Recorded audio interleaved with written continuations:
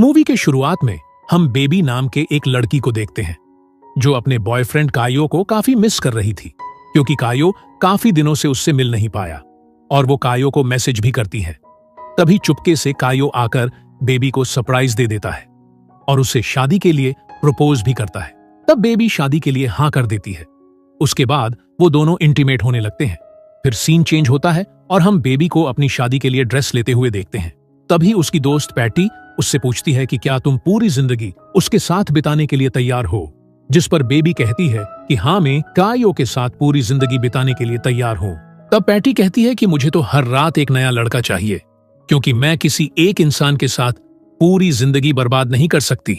जिसे सुनकर हमें पता चलता है कि बेबी भी अपने पुराने टाइम में काफी रोमांटिक थी और वो हर एक दिन नया नया बॉयफ्रेंड बनाती थी। लेकिन जब से उसकी लाइफ में कायो आया है, तब से वो पूरी तरीके से बदल गई है। अब बेबी अपने दोस्त को भी यही समझाती है कि तुम भी एक अच्छा लड़का देखकर शादी कर लो। उसके बाद हमें पता चलता है कि बेबी कायो के गर्लफ्रेंड होने के साथ साथ उसकी बिजनेस पार्टनर भी है और आज चायो के कोर्ट में पेशी है। इसीलिए बेबी जब अपने असिस्टेंट के साथ कोर्ट में जा रही होती है तो कोर्ट के बाहर उसे एक बाइक दिखाई देती है, जिसे देखकर बेबी को उसके पुराने दिन याद आ जाते हैं जब उसको बाइक चलाना काफी अच्छा लगता था। फिर बेबी कोर्ट में आ जाती है, लेकिन कायो अभी तक कोर्ट में नहीं पहुंचा था, जिससे उसको काफी टेंशन हो रही थी। इतने में वहां का जज मार्को भी कोर्ट में आ गए थे। तब जज को देखकर बेबी का दिल जोर से धड़कने लगता है, क्योंकि वो जज दिखने में काफी ज्यादा स्मार्ट और हैंडसम था। तभी वहां पर कायो भी आ जाता है और उसकी सुनवाई शुरू हो जाती है और कायो के कंपनी पर यह इल्जाम लगा है कि कायो की कंपनी एक दूसरे गोल्ड नाम के कंपनी के साथ मिलकर फ्रॉड कर रही है और इसीलिए कायो की कंपनी को कोर्ट की तरफ से नोटिस मिला था। उसके बाद कायो कोर्ट को थोड़े बहुत सबूत पेश करता है, जिसे देखने के बाद जज को पता चलता है कि कायो के कंपनी ने कोई भी फ्रॉड नहीं किया है।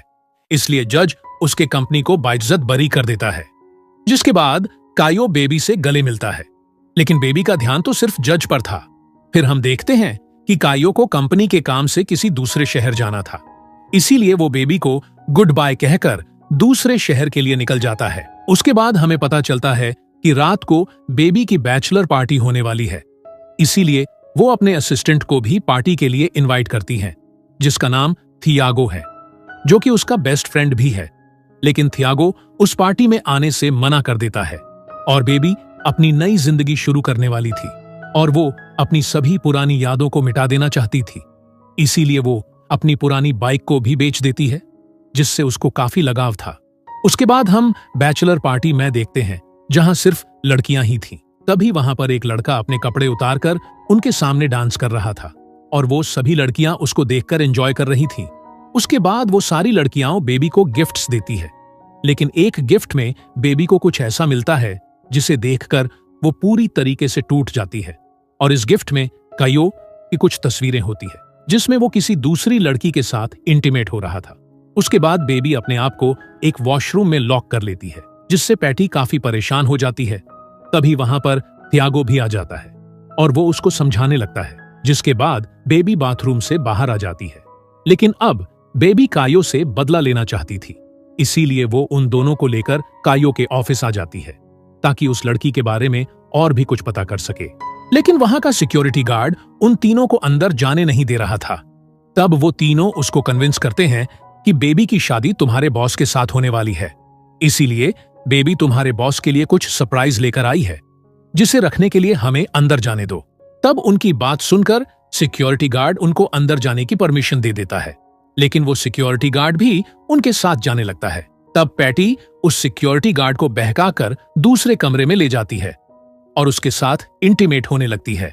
दूसरी तरफ बेबी कायो के ऑफिस में चेकिंग करने लगती है। तभी उसे उस लड़की के बारे में सब कुछ पता चल जाता है कि वो लड़की कायो के साथ 2 साल से रिलेशनशिप में है, जिसे जानने के बाद बेबी को काफी गुस्सा आता है और वो वहां के सभी चीजों को तोड़ने लगती है। तब चीजों के टूटने की आवाज सुनकर गार्ड को शक होने लगता है, लेकिन पैटी उसको किसी तरह बिजी रख रही थी। फिर थोड़ी देर बाद वो चारों अपने अपने कमरों से बाहर आ जाते हैं और उस गार्ड को बाएं कहकर वो तीनों अपने कार में आकर बैठ जाते हैं। तब बेबी कायो से बदला लेकर काफी खुश होती है, लेकिन अगले ही पल वो दुखी भी हो जाती है क्योंकि कायो ने जो उसके साथ किया वो बहुत गलत था। उसके बाद काफी दिन बीत जाते हैं, लेकिन बेबी अभी तक रो रही थी क्योंकि वो चायो को भुला नहीं पा रही थी। फिर एक दिन पैटी उसके घर आती है और उसकी ऐसी हालत देखकर वो उसको नया मेकओवर देने के लिए उसे ले जाती है। और ये नया मेकओवर बेबी पर काफी अच्छा लग रहा था और साथ ही बेबी ने फैसला कर लिया था कि वो कायो के साथ बिजनेस पार्टनरशिप खत्म कर देगी। उसके बाद बेबी जज मार्को के पास अपना फाइल लेने जाती है क्योंकि पेशी के दिन वो अपना फाइल यहीं भूल गई थी। तब बेबी को इस लुक में देखकर जज मार्को भी उस पर फिदा हो जाता है। फिर बेबी फाइल लेकर जैसे ही बाहर आती है तभी उससे मिलने कायो आता है और वो उससे माफी मांगने लगता है, लेकिन बेबी उसको वहां से जाने के लिए कहती है, मगर कायो उसकी बात नहीं मान रहा था। तभी वहां पर जज आ जाता है। तब जज को देखकर कायो वहां से निकल जाता है।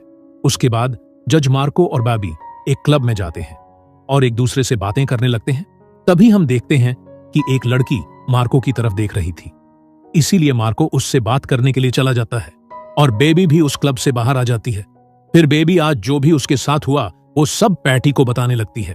उसके बाद बेबी अपने घर आ जाती है जहां उसके घर का दरवाजा खुला हुआ था और जैसे ही वो अंदर जाती है तो देखती है कि उसके घर का सारा सामान बिखरा हुआ है, जिसका मतलब ये है कि किसी ने उसके घर के अंदर आकर तलाशी ली है, जिसे देखकर वो काफी घबरा जाती है। इसीलिए वो थियागो को कॉल करके अपने घर बुलाती है। फिर थोड़ी देर बाद थियागो वहां पर पहुंच जाता है। तब बेबी उसको जज मार्को के बारे में बताने लगती है, जिस पर थियागो कहता है कि मार्को अच्छा आदमी नहीं है, तुम उससे दूर रहो।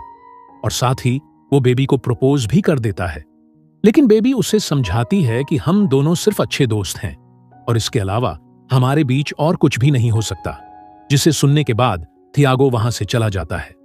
अब बेबी अपनी लाइफ पूरी तरह से एंजॉय करने का डिसाइड करती हैं, इसीलिए वो अपनी पुरानी जिंदगी में लौटने के लिए अपनी बेची हुई बाइक वापस खरीद लेती है और अगले दिन वो बाइकर्स क्लब ज्वाइन करके उन लोगों के साथ एक ट्रिप पर चली जाती है। तभी हम देखते हैं कि उन बाइकर्स में से एक जज मार्को भी था। फिर बेबी और मार्को एक दूसरे से काफी सारी बातें भी करते हैं और दोनों रात को इंटीमेट भी होते हैं। फिर सुबह होते ही मार्को वहां से चला जाता है। तब एक बाइकर बेबी को जाकर बताता है कि ये मार्को बहुत ही अजीब इंसान है, इसीलिए तुम उससे दूर रहो, जिसे सुनकर बेबी को काफी अजीब लगता है। उसके बाद हम देखते हैं कि बेबी अपने ऑफिस में होती है। तभी उसके पास एक मैसेज आता है जिसमें उसकी और जज की इंटीमेट हुई वीडियोस थे, जिसे देखने के बाद बेबी काफी टेंशन में आ जाती है और उसे कुछ भी समझ में नहीं आ रहा था कि कौन उसकी जिंदगी खराब करना चाहता है, क्योंकि एक तरफ उसका शक कायो पर था तो दूसरी तरफ थियागो पर। फिर कुछ दिन गुजर जाते हैं और हम देखते हैं कि बेबी ने कायो का लैपटॉप अनलॉक कर दिया है, जिसके अंदर कायो के सभी इलीगल कामों का काला चिट्ठा था और कायो के कंपनी पर जो भी फ्रॉड का इल्जाम लगा था वो बिल्कुल सच था। इसलिए वो थियागो को बुलाकर कहती है कि हमें पुलिस के पास जाना चाहिए। इसी दौरान मार्को बाबी के पास डेट की इनविटेशन भेजता है।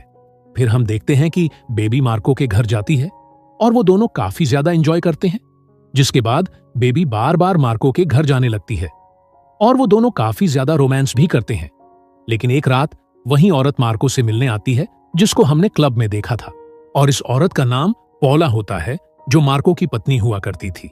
और जैसे ही बेबी को पता चलता है कि मार्को शादीशुदा आदमी है तो उसे काफी ज्यादा गुस्सा आ जाता है और वो अपनी बाइक लेकर वहां से निकल जाती है। फिर बेबी गुस्से में काफी तेजी से बाइक चला रही थी, जिसकी वजह से उसका एक्सीडेंट हो जाता है और अब बेबी को हॉस्पिटल में एडमिट करके ट्रीटमेंट किया जाता है। फिर वो पूरी तरह से ठीक होकर अपने घर वापस आ जाती है। तभी वहां पर मार्को भी आ जाता है और उससे माफी मांगकर कहता है कि मेरी सिचुएशन समझने के लिए मेरे साथ चलो। फिर वो दोनों हॉस्पिटल आ जाते हैं, जहां बेबी को पता चलता है कि मार्को की 4 साल की एक बेटी है जिसको किसी तरीके की बीमारी है। दरअसल पौला जब प्रेग्नेंट थी तो वो हर तरह की नशा करती थी और इसी वजह से उनकी बेटी इस बीमारी के साथ पैदा हुई और यही कारण था कि मार्को पौला के साथ नहीं रह पाया। तब उसकी बातें सुनकर बेबी को थोड़ा अच्छा लगता है। फिर अगले सीन में हम देखते हैं कि मार्को उस इंसान के बारे में पता करने की कोशिश कर रहा है जिसने बेबी का एक्सीडेंट करवाया था, और वो अपने असिस्टेंट से कुछ ऐसी चीज मंगवाता है जिससे कि वो बेबी के आसपास रहने वाले लोगों पर नजर रख सके।